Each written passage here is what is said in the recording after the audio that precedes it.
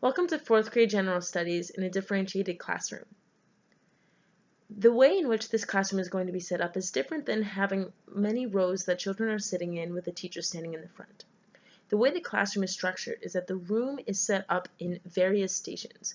There'll be approximately about 4 or 5 stations.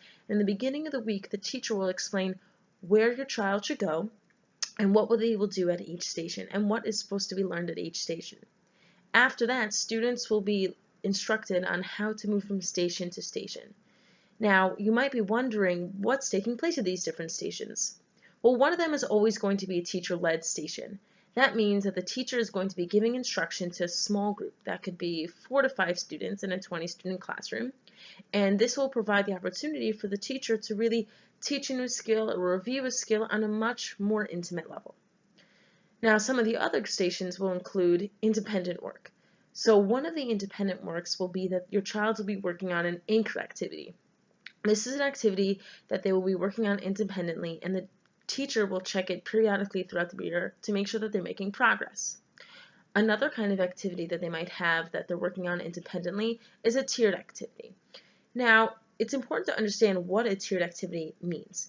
So whenever you have a skill, let's say you have skill here, okay? At this level, you're mastering the skill. Before you can attain that skill, there are skill levels below that you must attain, and once you master the skill, there are skill levels above that you're able to attain. So each child is a different kind of learner and is learning at a different pace. And in a differentiated classroom, when your child goes to a tiered activity, that means that they get to go to an activity that is tiered directly towards them. That means if your child is still struggling with a topic or with a skill, they'll be able to work on a more basic skill to be able to attain the main skill. And if they surpass that, then they'll be able to work on a skill beyond the main skill. Another kind of learning opportunity in a differentiated classroom is that they'll be able to do cooperative learning.